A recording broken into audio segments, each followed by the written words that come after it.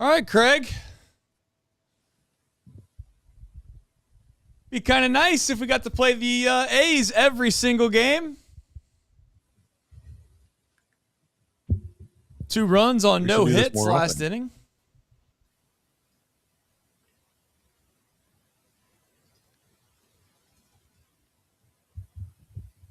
I'm assuming I'm ahead of you, but Pagan's into the game for the save. The 1-0 pitch is popped up to right field. Am I ahead of you? No, I had a little delay on the response, so we're relatively close though. I mean, if that wasn't too far ahead or right on time, well, let's see exactly what it is. I got the 0-0 pitch. Doesn't have a pitch clock quite yet. 10, 9, 8, 7, pitch inside. 10, strike 9, 1. 8, 7, pitch inside, swing and a miss, strike 1. Couple seconds ahead. Are you talking as if there's a sleeping baby in front of you, or do I need to turn your mic up? No. Do I need to bring it closer to my mouth? No, it's fine. Is that better? No, it looks like you're eating it at this point, so I'll fix it. We can do some engineering on my end here. All right. That might have helped.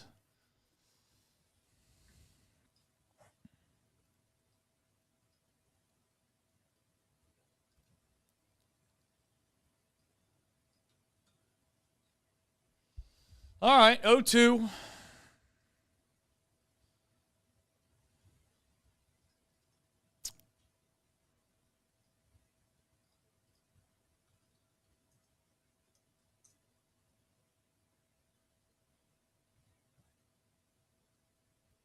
That's a tough play for Ellie. 1-2.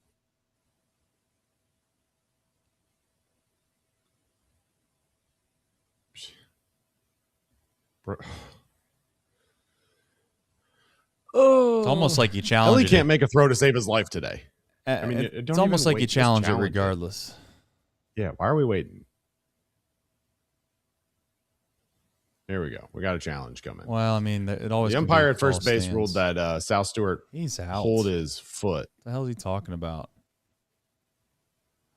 Looked like it was right there to me, but did he? Hard to tell from that angle, I guess. I mean, I need the. If he's I need not that on the second. bag, he's on the mound of dirt right in front of it. I need the second angle again. The angle in front and the angle behind make it look like he's on there, but the angle to the side is the one that. And they keep showing us a bunch of ones that I need better production. I need this. We need a side angle. Thank you. Well, that's just so blurry. I don't think he's on the bag. I don't think he's on the bag.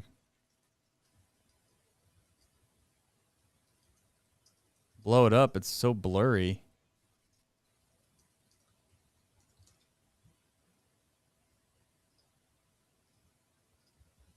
What's up with Sal and having this happen to him? I don't know if it's just, does he not get to the bag in time? Well, it doesn't help that Ellie's made 3 poor throws to him. I mean, he ranged Maybe 5 million feet to his right. Yeah, well, I mean, he threw it underarm. If anybody else, probably, not making that look as easy. If you had that ball should be caught. I mean, what else is there to be said? It was caught. The guy wasn't standing on the base. I'd have to see the play again. I'm going to go back and watch the play again.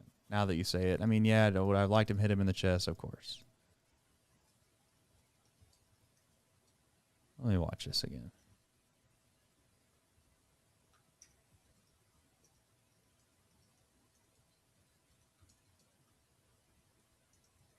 I mean, that ball just has to be caught, Greg. I don't know what to tell you. I mean, it was caught. He's got to stay on the bag. I'm with you. I'm not arguing with you. Sal's got to make the play. But that's also the third ball that Ellie's thrown in the dirt, including one that he threw from the first base side of second base, Trace.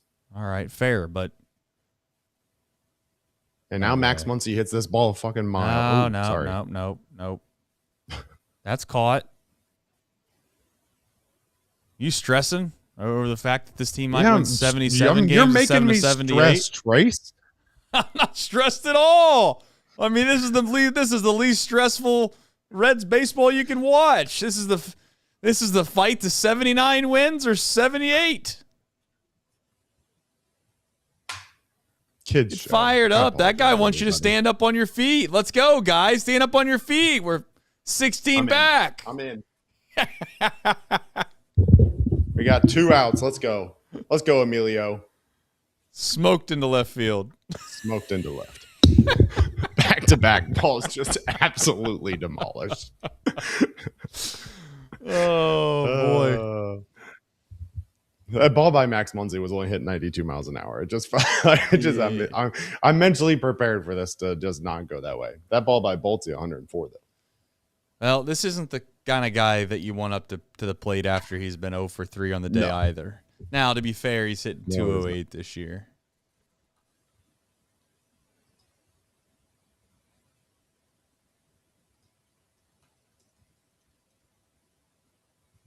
Pretty lazy swing. We'll take it. Got like a Ninja Turtle belt on. I really don't know if it's Ninja Turtles, but it reminded me of it.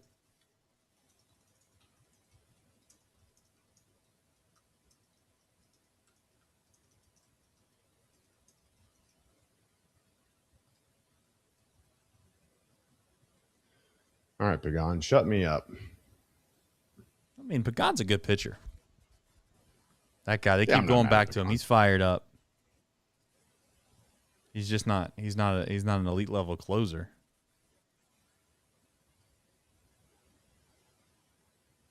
Yo, too. Oh, our guy can block. Their guy can't. Nice block.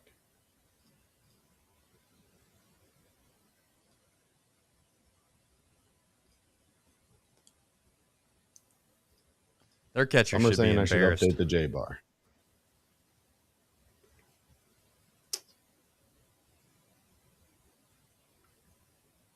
All right, here we go. We got to figure out a deep drive of the day here in the next 3 minutes. Leroy Butler.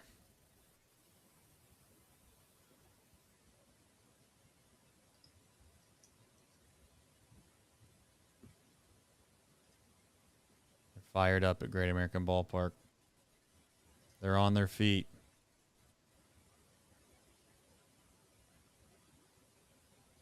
Got him. Our guy can block. Their guy can't. Shout out to the Ace. Very much appreciate the fact that they just handed us a baseball game, but we'll take it. We'll take all of them we can. We will be back in just a minute. 5 runs on 5 hits in an air. Hey, better be lucky than good. Better be lucky than good, Craig. We'll be right back to talk all about it. Take him, Howard. And a bench to bench. Change hit in the air to deep right field. Back goes Clemente. And the save. He's done. Get out of here, baseball. He's gone. Oh, my God. Can you believe it? Johnny Bench has tied it up. The Cincinnati Reds win the World Series in 4 straight. It was a sweep. In the dirt. It's a wild pitch. Here comes Foster. The Reds win the pennant. Larkins won the game. That ball is fair.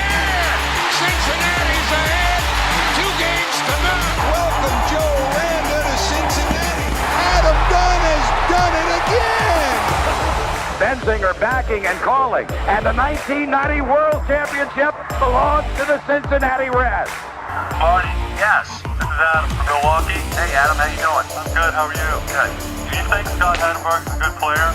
Dunn up there with the bases loaded, the outfield deep and around toward right, and the 1-0 on the way to the plate. Swung on, long drive, right field, and this one belongs to the Reds. And a high drive, hit back into deep right field. Junior has just knocked the door down to the 500 club.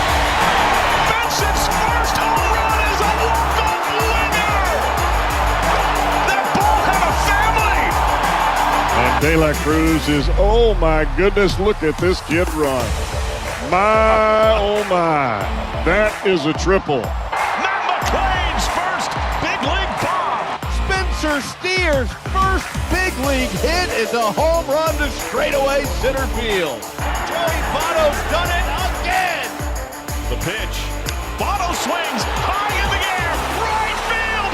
Yes! He pointed to the dugout to say, I told you. That is Joey Votto's 315th career go-ahead ribby. Only Johnny Bench had more as a Red. And I can't tell you how much it means to play in front of everyone here in Cincinnati as a Red.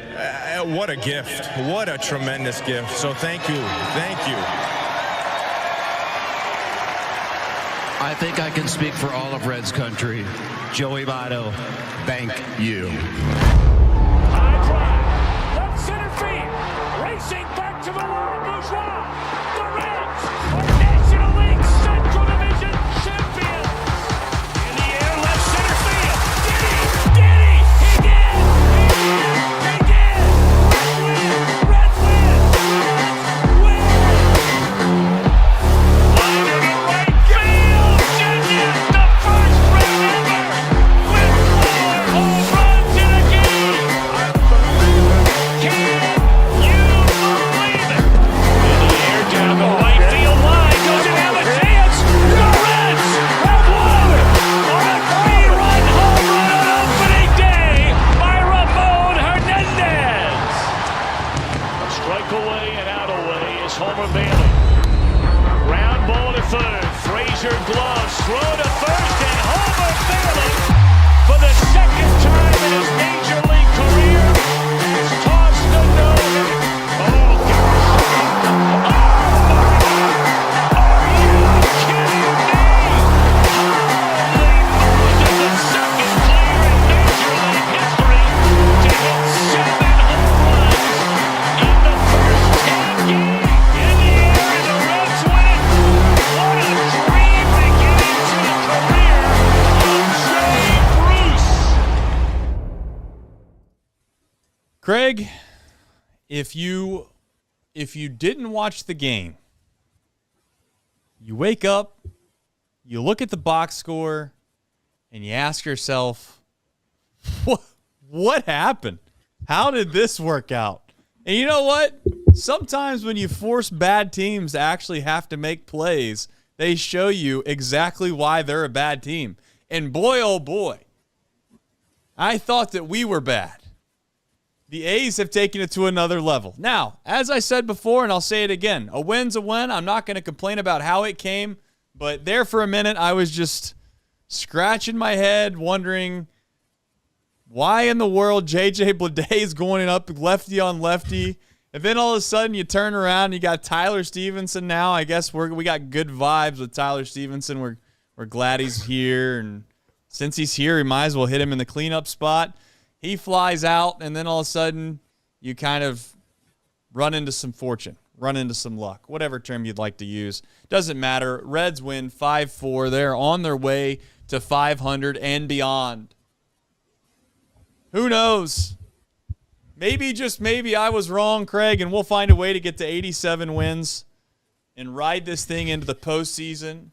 Go up against Shohei Ohtani, Scooball, and the rest of the Dodgers and just take them to the woodshed. Only to Hunter Green gets his revenge. Exactly. The storybook starts now. Hey, I don't know what else there's to say. Singer did throw well. We'll get into all that. Well, I mean, I don't know what you consider well, but pretty decent against the A's. Good enough. Good enough. I mean, they are all major league teams, so even even if it's easy to kind of, make fun of the A's and say, well, it's just the A's. To be fair, it's a major league team. You have to win, and the Reds did. They found a way.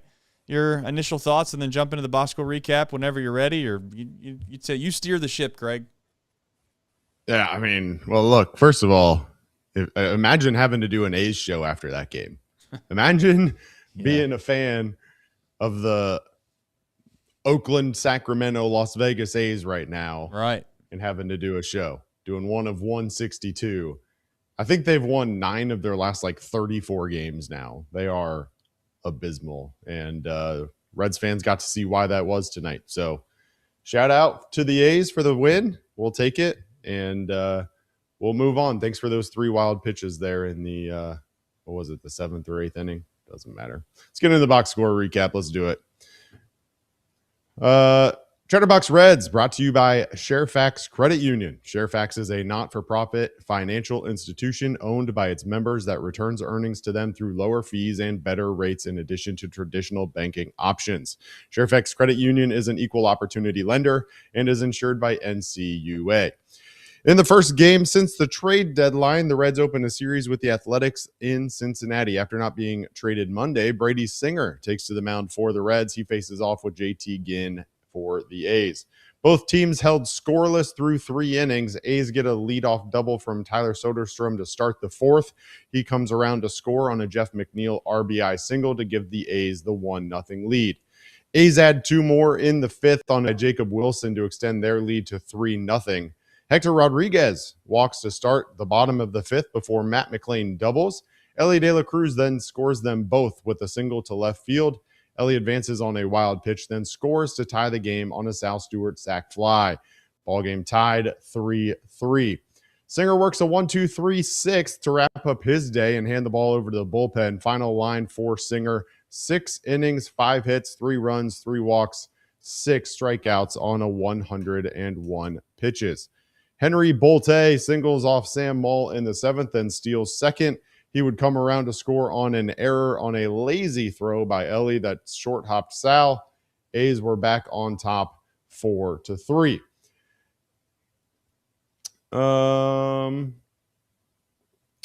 Julian Garcia worked a perfect 8th with 2 strikeouts. Reds get Elly and Sal on to start the 8th, both via the walk. Blade strikes out, and Tyler Stevenson lines out to right, allowing Elly to tag and advance to 3rd. Sal advanced to 2nd on the throw.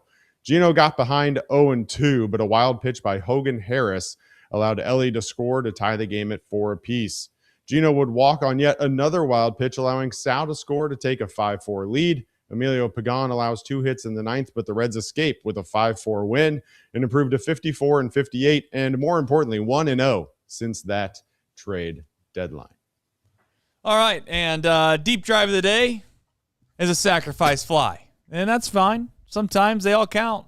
Runs are runs, baby. That would tie the game at 3-3 on a Sal Stewart sacrifice fly.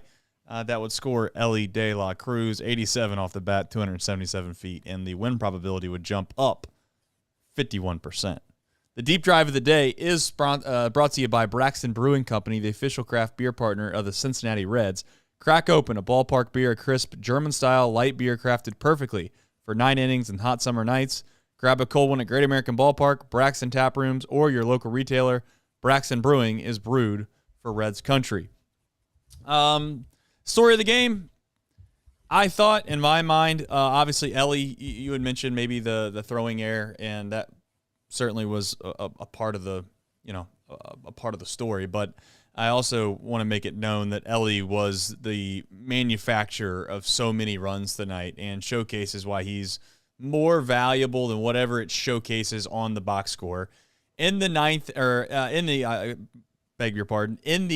bottom of the 8th, he could have not ran to 3rd. Like, he could have just played it safe and been like, you know what, I'm not going to take my chances on trying to get to 3rd with 2 outs. And instead that he did. And it forces the throw from Butler to go to 3rd base. That ball gets away. Sal Stewart then moves up to 2nd base. Now you have pressure on wild pitches. And, I'm not suggesting that there wouldn't have been two more wild pitches in that inning if Elly wasn't on 3rd and then subsequently the go-ahead run is at 3rd. But I think that sets the table. It certainly sets the table. First 2 guys get on, and then you kind of have a letdown with just the reason that this team isn't very good, if I'm being blunt. You have your 3-hole hitter and J.J. Bleday facing a left-handed pitcher, and if I told you that the slash line of your 3-hole hitter was what J.J. Bleday is against left-handed pitching, you would say this is the worst team maybe in the history of Major League Baseball. But I digress. He swings through a pitch, strikes out, and then you have Tyler Stevenson, who had an unfortunate, ground into double play earlier in the game to kind of kill a rally, and then, went 0 for 4 with a fly ball to right field, and ultimately that, as we said, that kind of led to the domino of wild pitches. And listen, I'd like to sit here and say that I thought that the Reds played fantastic and they continue to look great.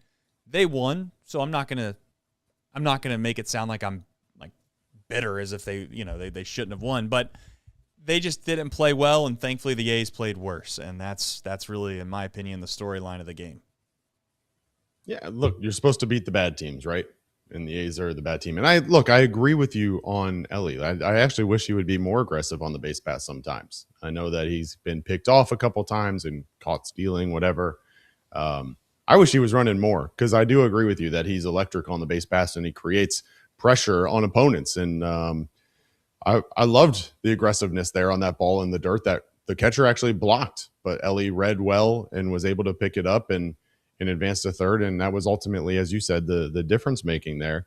That doesn't excuse 3 balls that were really, really poorly thrown, including that one that allowed a run to score there in the 7th inning. I mean, it just those are the types of plays that have kind of plagued Ellie over the course of his career, is those like lackadaisical throws and kind of not following the fundamentals. And tonight was one of those nights where it just felt like he wasn't there, at least defensively, because offensively it kind of worked out for him. But 2 runs scoring, the walk in the 8th where he came around to score, and then the single in the 5th with 2 RBIs were both big. So you tip your cap. Maybe, who knows, maybe the poor throws woke him up a little bit offensively, and that's why he turned around. But yeah, just as many balls as Spencer Steer saved for him last year. I mean, Sal Stewart still learning first base, and would have been, all 3 of them were pickable. I'll say that too, right? Yeah, like all 3 right. of those balls are pickable by the first baseman. But you're not wrong either. I agree with you. I do agree with you to the sense that, yes, a really good first baseman probably makes all of those plays, and nobody even brings it up. But I don't think the play in the 9th inning was nearly that atrocious. The play in the 7th, the play in the 7th inning is why you're frustrated. And I think that's fair. I mean, that's a lazy, horrific throw considering the circumstances. Right? It's not as if there's nobody on, 2 outs, you're up by 9 runs in the 9th inning or something. And not that there's ever a time where you should be lazy and take plays off. But that is to a nut exactly what does plague Ellie, in my opinion, is that he's so talented that he's gotten away with doing lackadaisical things. And when you're a player that talented, oftentimes you can get away with that because you're not going to have anyone that's going to ridicule you when you're younger. All right, you can kind of get away with it because we don't want to rock the boat with Ellie because he's drove in 6 runs in this game. It's like that's the reality. I mean, like I said, I played baseball long enough to know I've seen it. I mean, coaches can sit here and act like they treat everybody the same at younger levels, but it's just not the case. The truth is that if you have a borderline superstar player and they're lazy and they make a mistake, they're not going to get criticized nearly as hard as guys that are average players that seemingly make a lazy mistake. Now, I'm not saying that's for every coach in the world, but for a lot of coaches, that is true. So, all right, where we go from here? This is kind of the weird part of the season and the show. Yesterday we had a 4-hour long, podcast / live stream about the deadline and what the Reds, should do and could do, and it's been really beaten to death at this point by the media and the fans of kind of the disdain of what happened. And there's some people right now, I guarantee you, walking out of Great American Ballpark and turn the game on tonight and watch the game, and they're like, yeah, we still, we're there, we have a chance. And I really don't want to rain on those people's parade because why? It's like kind of like ignorance is bliss at this point. So glad the Reds won. I'm not going to have a lot to say on a nightly basis, but tonight, despite Ellie's mistake in the field, showcased why he's a really, really good player. And that's really what I would say. Hector Rodriguez, Yeah, I got 3 things that I was gonna tee you up for and let you kind of lightning round them from tonight, and then we'll get into 2 of the super chats from Nutcutter Nation, who continues to support this show at unreal levels night in and night out. Hector was one of them, so let's start there. Defensively, felt like he made a couple of good plays in the outfield, being aggressive there. Offensively, felt like he was more patient than maybe I expected. But your thoughts on Hector's debut? Yeah, it's hard to make out big, bold claims this early, and there was nothing that really happened tonight that made you think like, oh my gosh, I didn't expect this or didn't see it. Nice to see him not be so free swinging that he didn't take whatever he was given, and he walks. He finds a way, in my opinion, to kind of showcase that he's an outfielder. And time will tell, I guess, is where I'm at with Hector. I don't want to put a ton of pressure. Not that it's just me putting pressure, but I'm just saying in general, like my expectations for him are not very high. And maybe that's being a loser. Maybe that's being somebody that's too soft. But it's just unrealistic to expect a guy that really seemingly for the vast majority of this fan base 2 years ago was not on the radar. Yeah, he was one of the guys that you'd mention, but he wasn't like the next guy that you're expecting to come up. He's not Alfredo Duno, right? Like everybody's going to be talking about Duno from now until he makes his major league debut.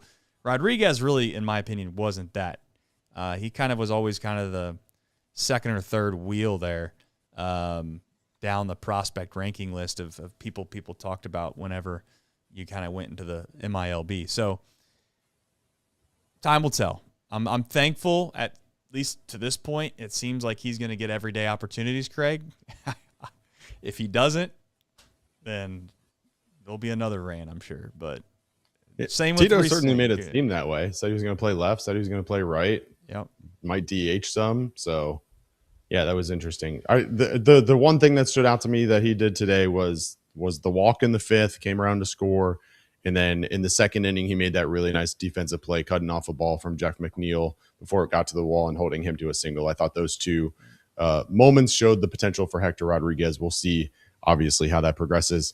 Next topic that I'm sure we've beaten into the ground a million times, but just continues to show the value time and time again, and pisses me off that we didn't see it for the first 70 games or whatever, and that's Ellie De La Cruz leadoff, Sal Stewart batting second. Yeah. The 2 of them at the top of your lineup just continues to produce and continues to show why they should have been your 1-2 literally the entire season. Yeah, I mean, it's pretty straightforward. You try to put your best hitters up there at the top of the lineup and get them as many at-bats as humanly possible, and every time the lineup turns over, you're excited about who you have that's coming up.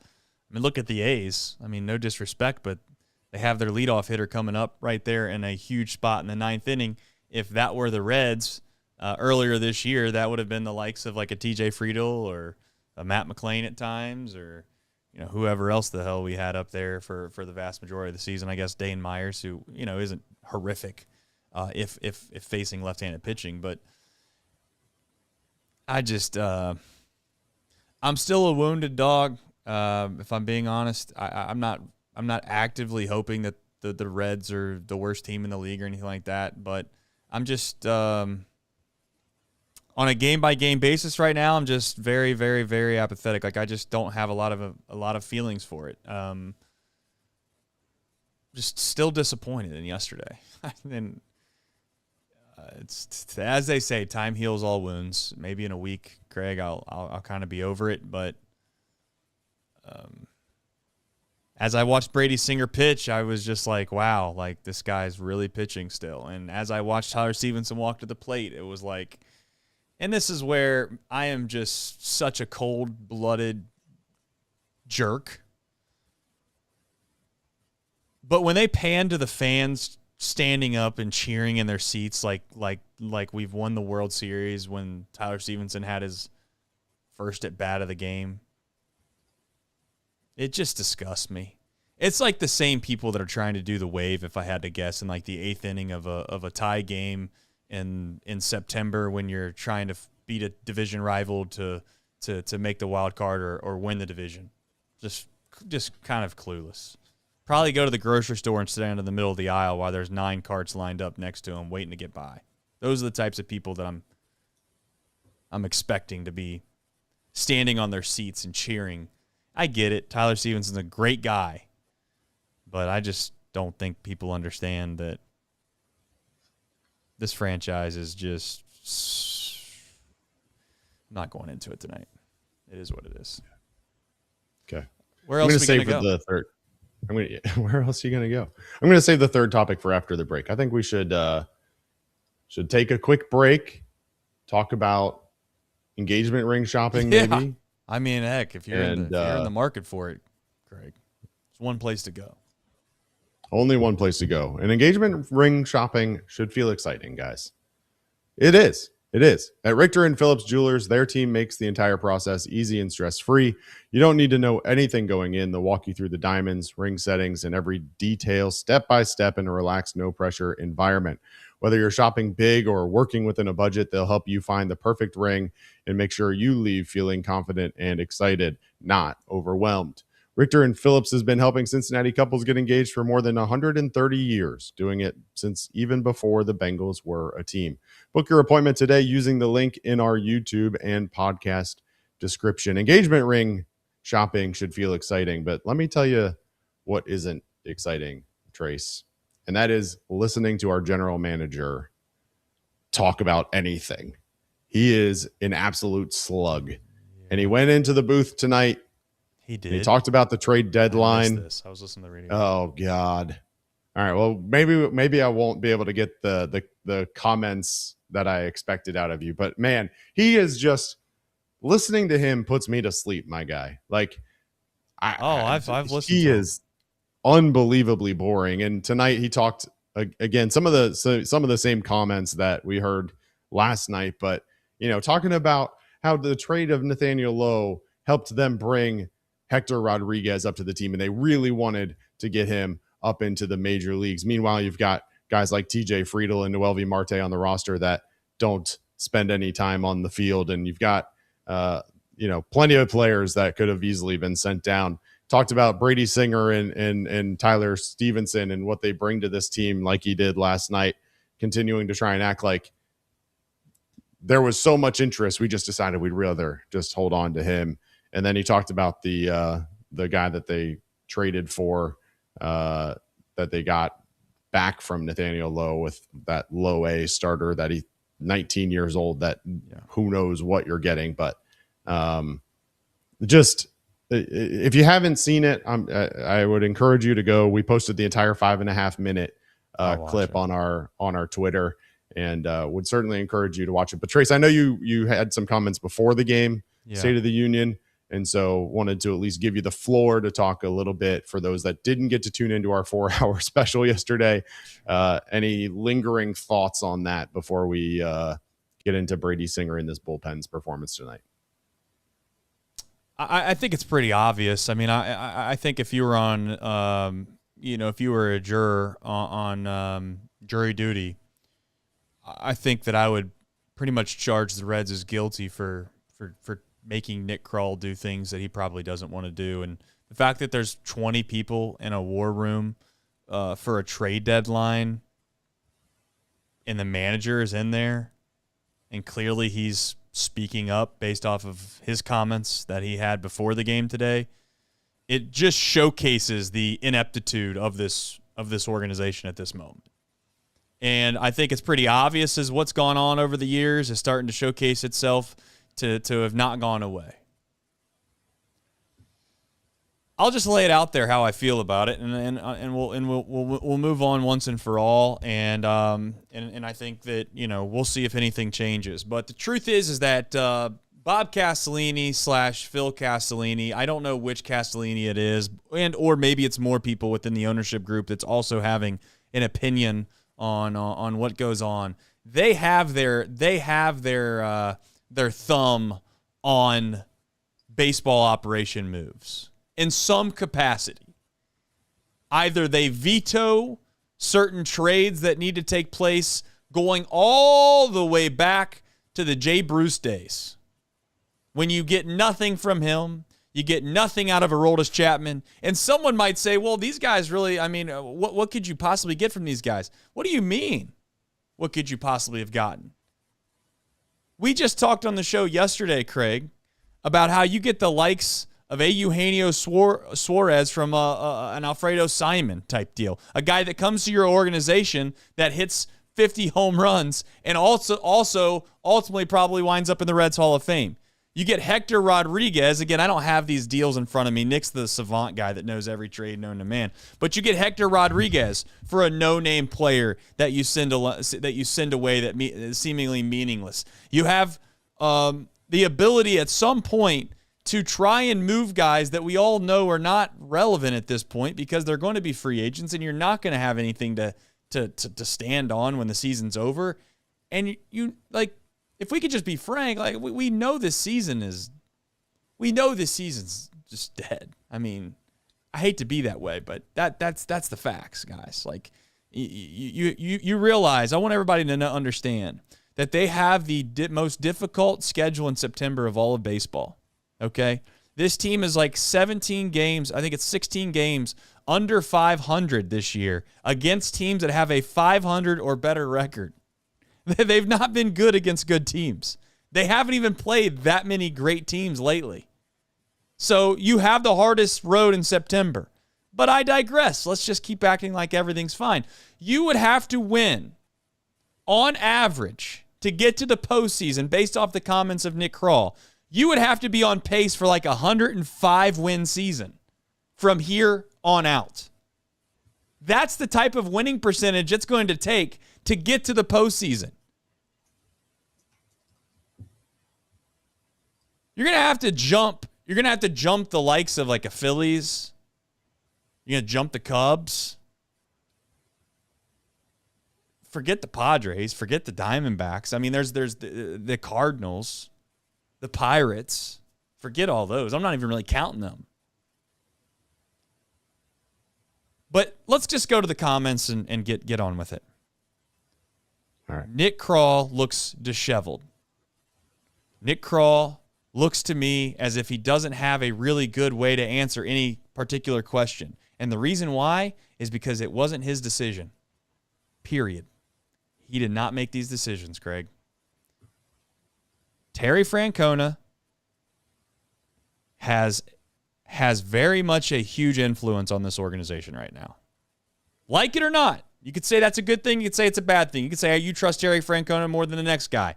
I think it's more and more evident that what Nick has suggested in the past, and although at times I thought that Nick Kirby was a conspiracy theorist at times, I have started to come on his side and believe, which is he probably wasn't a big fan of managing in Cleveland because he was told exactly what he had to do. He had no jurisdiction. He was not a part of any decisions when it came to roster management.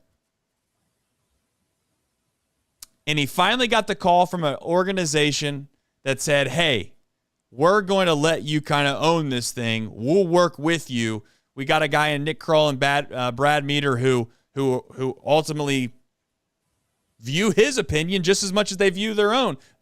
But newsflash, that's their job.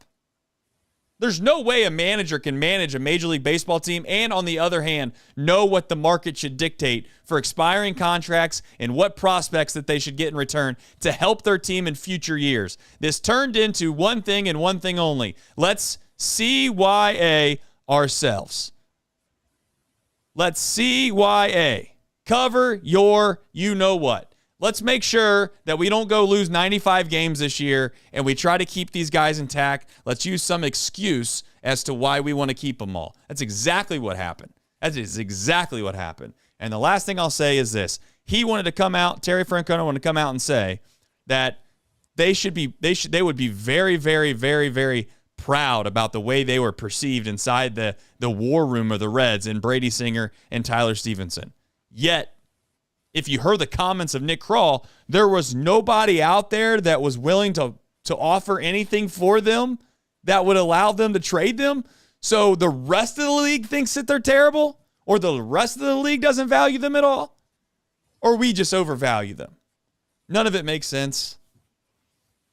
I don't even think it's Nick Krall. Although he has a terrible haircut, dresses like a slob, and can't speak to save his life, I really don't think it's him. That's what I got. Okay. All right. Let's do some super chats. We have a lot of them. Well, let's do them. Cat Turd Olbermann said, Crawl is a genius. We're going all the way, baby. Appreciate you, Cat Turd. Xander, $2 super chat. I'm all in for the Reds winning 80-plus games. I'm sure you are, Nick Kroll. Sure you are. Flat Rock 79 said, Go Reds. I'm still pissed.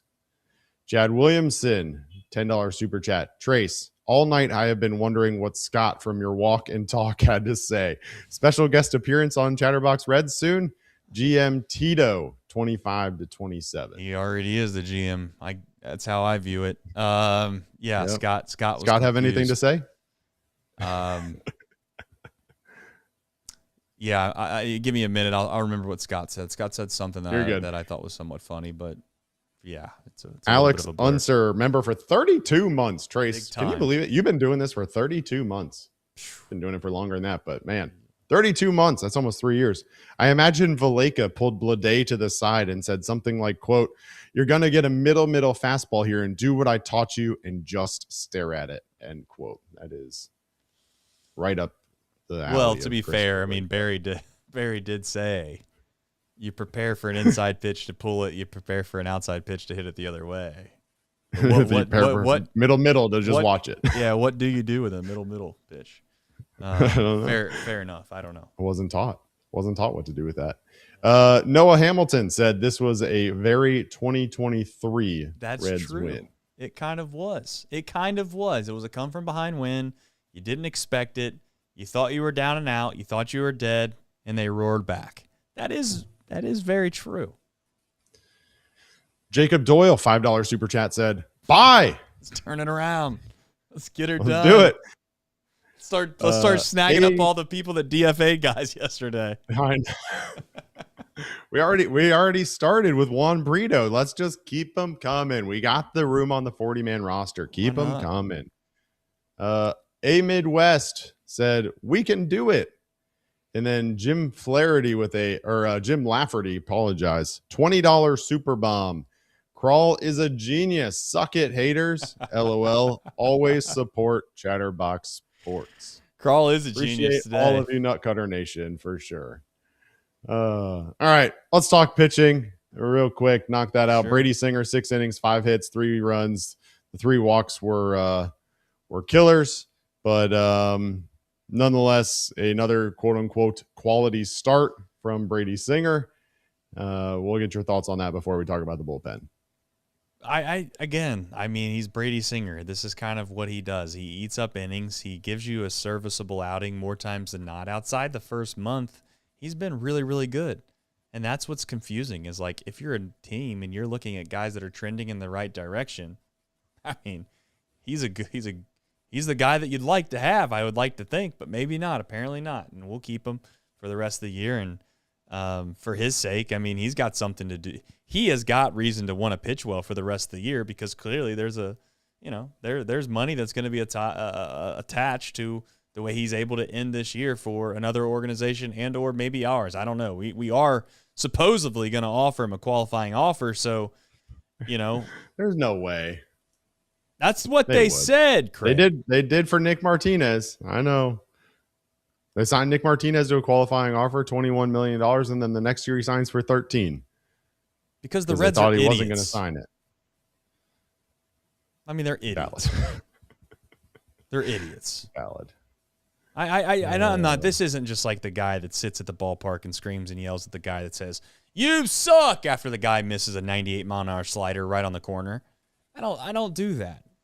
I genuinely don't do that. I know my perception at times is probably like, this guy's off the rails. He's always complaining, this, that, and the next. I complain when I feel like there's complete and utter ineptitude or there's no plan. I never really screamed and yelled about the fact that I thought David Bell was such a bad manager that you needed to fire him.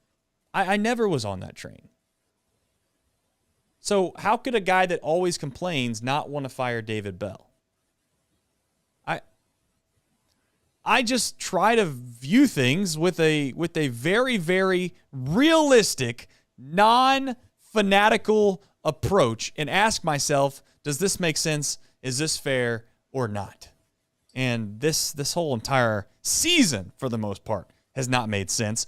Going all the way back to the fact that we sit here and we used to complain about the fact that the lineup would turn over at the end of the game and the last out would be made by TJ Friedel because Ellie De La Cruz and Sal Stewart were hitting 2 and 3 for months. Now all of a sudden it's fine. Like now we put him at the top of the lineup. It makes a lot of sense. Things to seem better. And I shouldn't do this, but I will. I don't know if this is the reason people appreciate the show or not. But if you haven't learned anything over the last, we'll call it 6 specific years about what experts think and tell everybody and what they supposedly know versus what they don't know, and they spread it as if it's gospel, and you're supposed to just trust these people as if they are the end-all, be-all, and they know everything. Meanwhile, you can't even use your logical sense. As if when I was playing golf and I putted a golf ball, Craig, and there was a foam freaking noodle around the stick, and if you barely nicked it, you had to put hand sanitizer on and grab the golf ball, as if at the time I didn't say, this doesn't make a lot of sense. Don't you think this is kind of crazy? Anybody? And no, everybody kind of was like, oh my gosh, you can't fathom question that. And then I don't know, lo and behold, you look back and you think, wow, boy, were we idiots at times. And now I'm saying to everybody, you're going to look back at this roster and the lineup from time to time, this year specifically, and laugh at it if you want to get to it. You're going to have guys that nobody's ever heard of in their life hitting leadoff over the likes of Sal Stewart and Ellie De La Cruz. But I digress. Digress indeed. We were talking about Brady Singer. Exactly. I can't. I mean, what do you want me to do in this show? No. Sam All, 1 inning, 1 hit, unearned run. Yeah. Julian Garcia continues to just be lights out. 1 inning, no hits, no runs, no walks, 2 strikeouts. Pagan gets the save. 1 inning, 2 hits, no runs, no walks, 1 strikeout. Julian Garcia has been a really nice surprise. Other than that, any thoughts on the bullpen tonight? No. I mean, that's fine. We're 1 pitch away from it being a disaster bullpen appearance. Yep. You know, I thought we got that 1 pitch. Yeah, you got fooled. To be fair, but hey, might have to edit the video afterwards. Cut that out. All right. Well, let's do some minor leagues, and then we'll take a look at tomorrow's matchup and go from there. Reds minor leagues. Here we go. First and foremost, before we get into it, Cincinnati legend Anthony Munoz has a new venture, and we're fired up to partner with it here on Chatterbox Reds. Introducing 78 Cigars, a premium cigar line from the Hall of Famer himself. If you love great cigars and Cincinnati football history, this is the perfect combination. You can grab 78 Cigars right now at both Montgomery Inn locations or over at Creekside Cigar Company. Check them out online at anthonymunoz.com and click the 78 Cigars page at the top. That's 78 Cigars from the greatest offensive lineman to ever do it, Anthony Munoz. All right, Louisville just tied it up in the top of the 7th. It's 5-5 at St. Paul. Edwin Arroyo hit his 12th home run of the year. Dude couldn't hit a ball 300 feet in the majors, but has found a way yet again to hit another home run down at AAA. Francisco Urbaez has a double in this one as well. Will Banfield 2 for 3. Haggerty 2 for 3. Other than that, not a whole lot going on. Chattanooga and Knoxville was postponed, but we do want to mention Alfredo Duno was added to the 7-day injured list today, retroactive to yesterday with an apparent hamstring injury. We'll certainly monitor that as the Reds' number 1 prospect heads to the injured list. Dayton, well, they made a run, scored 5 runs in the bottom of the 9th, but they fall 8-7 to Great Lakes. They're now 55-46 on the season. Victor Acosta left this one early. I don't have any report yet. He was 0 for 1 before leaving. Other than that, not a whole lot going on there. They scored 7 runs on just 3 hits. Wish I had some more information for you, but it is what it is in a game like this and in a show like this. So Adam Pestka, 1 2/3, 2 hits, 4 runs. 4 walks. That certainly won't help. 1 strikeout. Somehow scored 5 runs on 3 hits. It's all right. 5 runs in the ninth. People listen to the podcast. Give them a reason to listen to the podcast, Craig. Listen to the podcast. Kirby's not going to update it. It's fine. You're going to hear this exact same version on the podcast too. That's when you know. That's when you know we're down bad. We're down really bad. Kirby's not editing podcasts anymore. We've lost Nick Kirby. Everybody wants to sit here and act as if, why are you being so pessimistic? We just lost our main northern star, Craig. I mean, we look up in the sky and the brightest star that usually is the most optimistic guy in the world is gone. He's gone. He is completely broken by this organization. He thought he was so excited too. I mean, he was so excited. He was like, "We got a guy like David Bell who's using the platoon strategy to an exact science. We're gonna go get this guy that hits left-handers great. We're gonna go get this guy that hits right-handers great. We're gonna smash them together. They're gonna play every other day, and it's gonna basically be like we got an all-star out there in right field." And then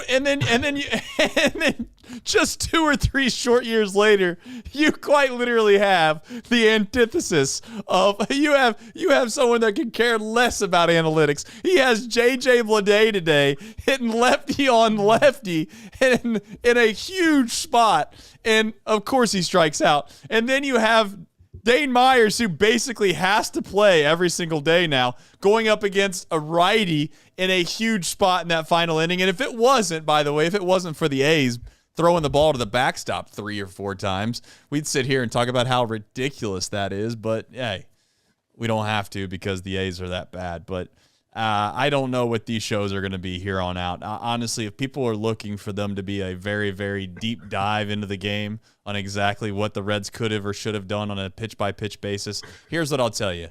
I'll tell you this. I make you a promise.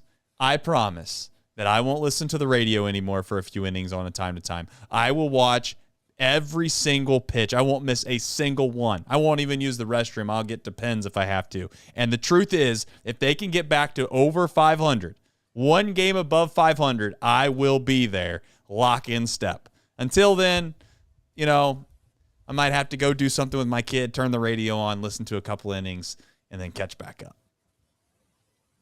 Well, they got 2 more against the A's coming up, so they could be within 2 games of 500 before you know it, Trey. So you better watch out what you're promising there, because I don't know.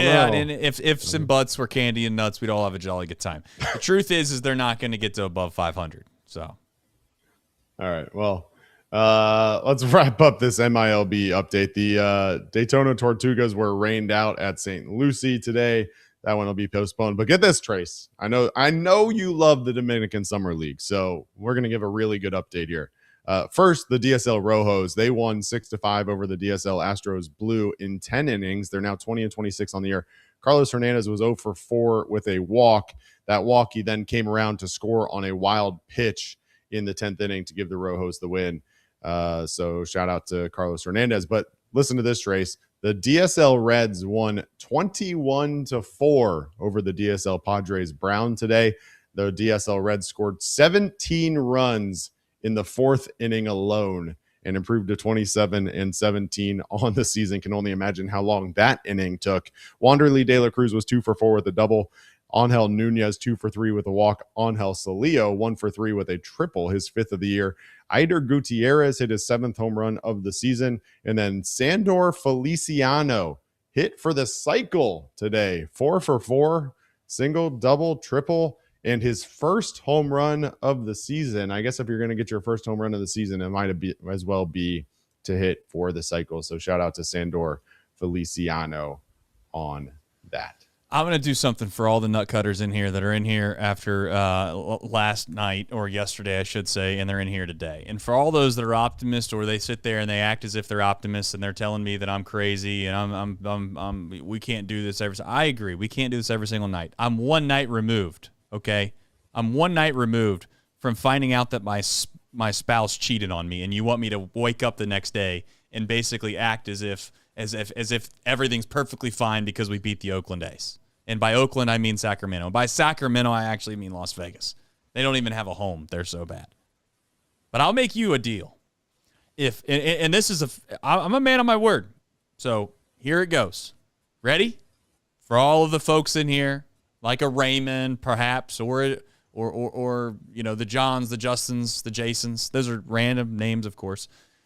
If you super chat $100, right? I will give you $2,000 of my own money.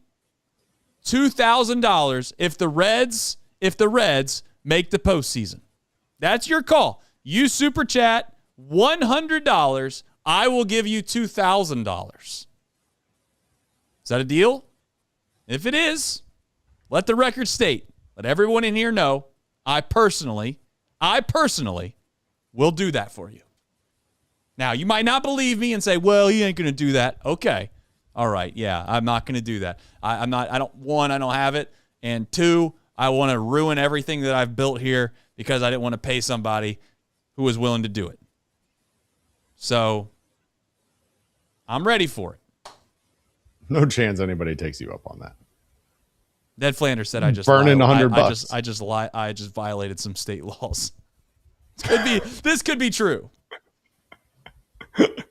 By the way, it's not a bet to me. It's just your donation, your loyal donation. You're making a donation. Nation. Yes, that's right.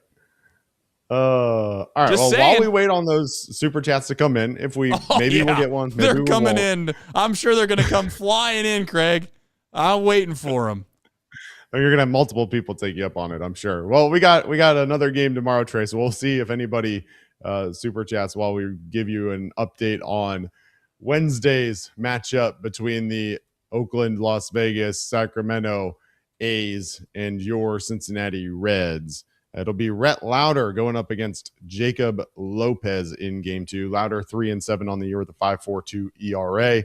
Has looked somewhat improved over the last 2 starts, 11 innings, 6 hits, 4 runs, 2 walks, 9 strikeouts in those outings at St. Louis and against Pittsburgh. He's never faced the Athletics or any of their players. Jacob Lopez on the other side, he's 5-4 with a 5.79 ERA.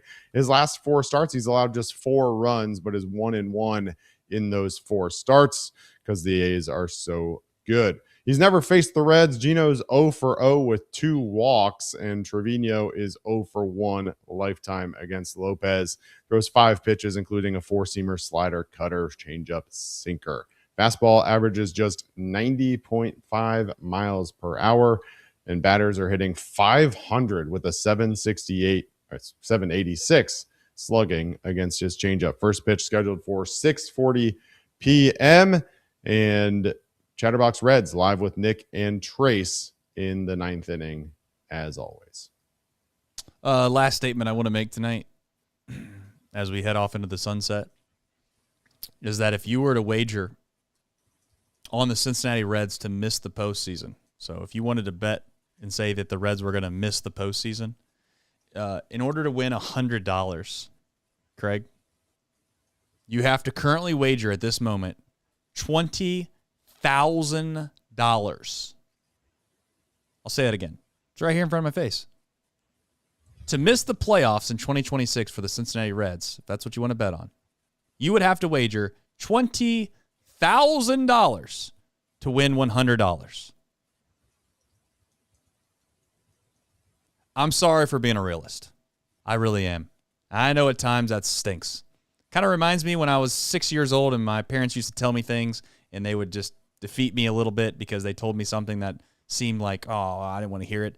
But, you grow up and you realize it's the truth. You realize you probably shouldn't eat 5 bags of cotton candy, Craig, despite the fact that you'd like to.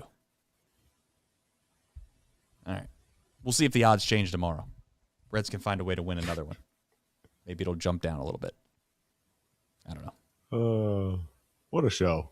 Carol, bang! Love it. Carol's a nut cutter too. She and or he, I don't know. Carolyn Boone. I tell you what. Carolyn Boone. All the respect in the world. Honest to goodness truth. I have all the respect in the world for that. I put that down. Some Busters baseball did it too. Did you miss that one? We got 2 of them? We got 2 of them. Let's write them Worst down. case scenario, Let's Slump write Busters them down. baseball. Let's write them down. Slump. Where? Yep. I got it. I need a pen. I need a pen.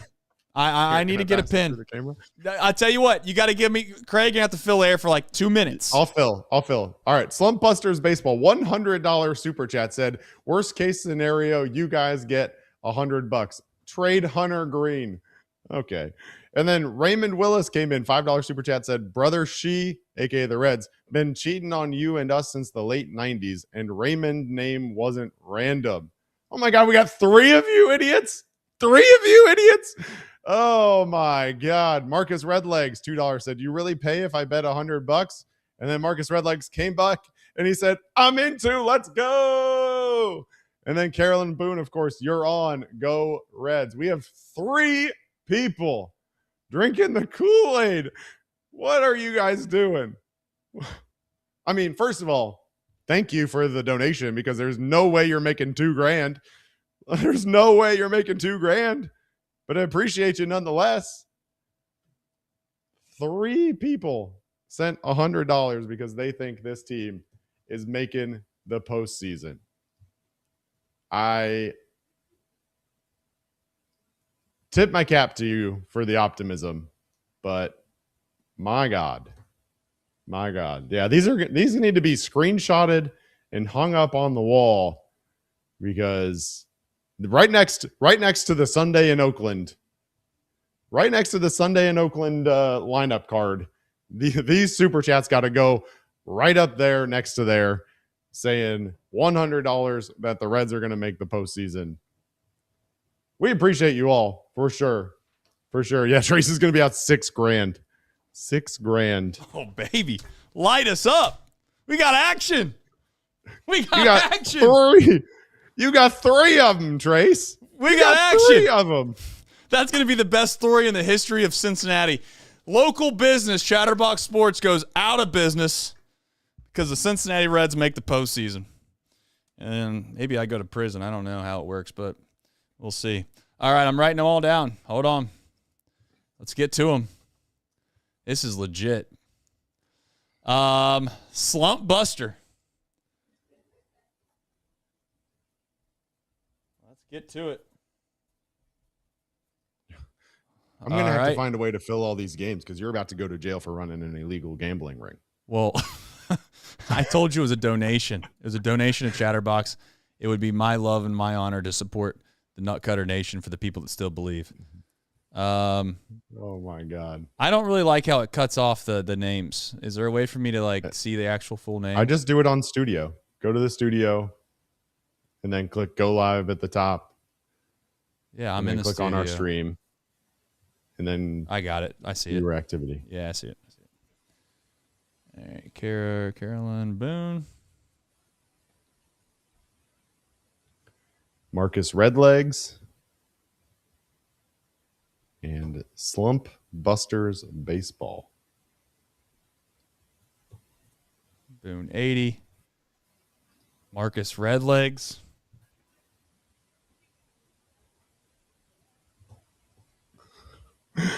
All right. What a show. Right here.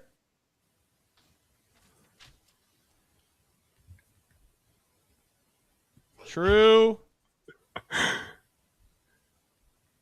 Just got a text from Nick saying, what the hell are all these $100 supers? You got it right here. They are the true believers. All right, everybody? Believers. We are going to I'm going to hang this up. I got to find some You got to frame that and put that up right next to Sunday in Oakland. It's going to go right up behind me. Okay, right. I'm actually going to put it between. It's not going to look the prettiest, but I'm going to put it right between the Big Red Machine for some good luck. Okay, everybody? I've been told that it was a good baseball team. I've heard about them before. And the Reds flag, the Wrigley Reds flag. That's what we got. We're going to put that between the two of them. You're going to see them every single day. It's going to remind all of us that there are true believers. And I'm going to tell you right now, I'm rooting for this. I'm rooting for this. This would be one of the best stories in the history of sports, let alone the Miracle on Ice. This would be This would be a bigger thing, which would be a miracle in Cincinnati. For those that don't know, Cincinnati, miracles don't come around. All right. Chad Williamson with a $10 super chat. I would donate $100 for Nick to wear the fire crawl shirt all year. By the way, that was so disheartening when they finally made like just the knockoff trades at the end to just stop him from being. He had an out. We needed him. We needed it. That was our bad on the negotiation on the front end. We should have said, if they don't trade Singer and they don't trade Stevenson, will you wear it? And he would have said yes. But yeah. But we said one trade instead. That was our bad. Exactly. But who would have thought that Nathaniel Lowe would be the trade? Who would have thought? Caleb Ferguson, not surprising. I love Nutcutter Nation. I tell you, I really do appreciate everybody tuning in here. I'll be completely blunt. I don't know what we're going to do on a day-by-day basis, but we'll talk about the A's tomorrow if they're terrible again. I'm looking forward to 5 pass balls, scoring 5 runs on 5 hits. And Craig, don't know if I'm not doing it with you tomorrow, am I? No, it's you and Nick. All right, me and Nick tomorrow. We'll see if Nick has found a way to resurrect himself from what has been his disheartening day and a half as a Reds fan. So, all right, I got to get to find some tape. I'm going to hang this puppy up. And I'm really proud of Slump Buster, Caroline, and Marcus. Carolyn, Slump Buster, Carolyn Boone, and Marcus Redlegs. Just phenomenal believers. I mean, I tell you what, that is unbelievable. Slump Buster Trace? Yes. Said, instead of paying my $2K, can you just buy Mike a new microphone? Oh, God. I'll do that regardless. Okay. Is that Mike's burner? We need to take that $2K and put it towards like putting some fiber internet towards his house, because that's the bigger issue. But man, Sparks said, or put it towards new drywall in your basement. I could. I mean, hey, you don't want to see that. It's pretty bad over there. It looks really bad. I got a lot of things I need to do with this house. Just seemingly, I don't have time. I got to watch this great baseball team play. Ned Flanders asked, "How do you make a super chat in even dollar amount?" I don't know. You got to get to 100, I guess. I don't know. Jim wants to know if you can podcast from jail. I would love to. If they would let me, I would love to. I mean, as long as they don't have a TV and they force me to watch this baseball team every single night from now until the rest of the year and do a show on it, they feed you. Maybe it might not be a bad thing. We'll see. I might be there anyways, but all right, folks. Much love to you. $99.99 would count as well. I don't know how you get to 100, but you get the point. So, Craig, we're supposed to sign off of here. You doing it or am I? Yeah. I don't know. Whatever. Okay. Nutcutter Nation's the best. Ain't no doubt. We'll be back and better than ever tomorrow, as we always are. Trace and Nick got you covered. Hopefully another winning edition of Chatterbox Reds. Look forward to cracking open another garage beer or two. Ballpark beer, and, Craig. You know better. I mean, of all the guys, you can't take Craig anywhere. The guy literally like knows the you know the founder. Literally my deal. You know the founder of this thing, and it's like, I mean, come on. Now I feel inclined. Here too. Now I feel inclined right here. Ned Flanders. Sign him up. All right, listen. Clearly, my brain is gone. Ned says when I win, Trace has to wear an I Heart Crawl hat. Does that mean you don't have to pay him the $2K? You just have to wear an I Heart Crawl hat. I've got no worries at this point of having to do anything that these people say. All right. Spence said your prison sentence Ned. is having to watch every game of this team. I could say some things that are really funny that people would really get in this chat, and it would set off such a raging fire that I don't want to do it. People would hate me for forever. But oh my God, I'm not going to do it. Man, I'm like, I hope you just throw that $8K into the bank account now and just hold on to it. Make sure it doesn't go anywhere so that you have it's in there. It's in there. It was called the lockout fund. We need to throw it into escrow. It was called the lockout rainy day fund for when we inevitably have to find ways to tread water next year, but instead it's going to go to Slump Buster, Carolyn Boone, Marcus Redlegs, and Ned Flanders. Looking forward to it. All right, that's it. Take care, everybody. We'll see you tomorrow.